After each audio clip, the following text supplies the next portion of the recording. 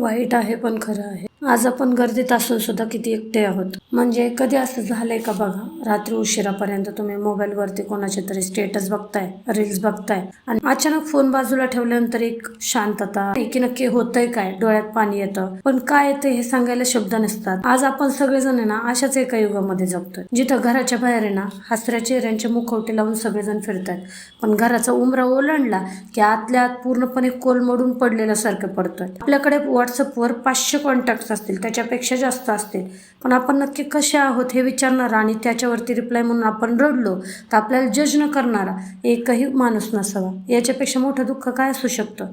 आज लोक सोबतीला आहेत, पण कोणाचं कोणाशी कसलं कनेक्शनच उरलेलं नाहीये.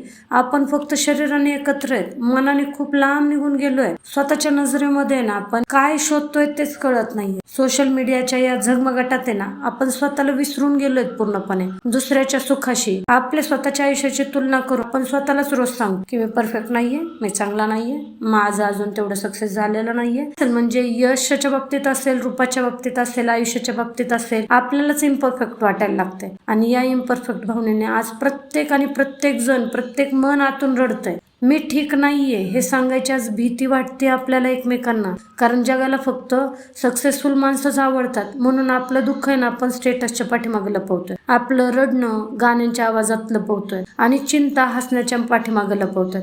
आतून खूप घुसमट होतीये, पण सांगायचं कोणाला, आणि सांगायचं तर वेळ कोणाला आहे आपला ऐकायला. जे तुम्हाला वाटतंय ना हे फक्त तुम्हाला नाही वाटत आहे. आज प्रत्येक घराघरामध्ये हे वाटतंय, फक्त कोणी बोलत नाहीये. खरंच सांगतेय, 3 पर्याय नक्कीच करा.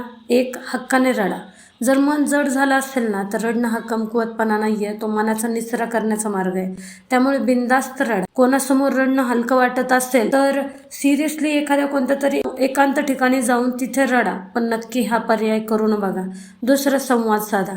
मोबाईल बाजूला ठेवा.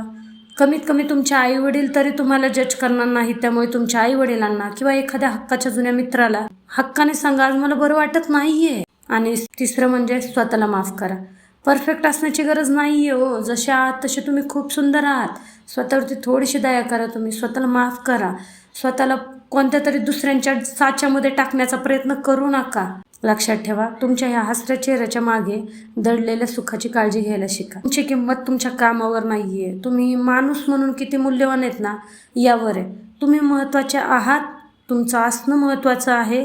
हे जग तुम्हाला समजून घेऊ किंवा न घेऊ, कमीत कमी तुम्ही तरी तुम्हाला स्वतःला समजून घ्या. आणि ही मनशक्ती अशा पद्धतीने डेव्हलप केल्यानंतर तुम्हाला कधीच एकटं वाटणार नाही. स्वतःला सांभाळा खरंच, कारण तुम्हाला स्वतःला तुमची खूप गरज आहे.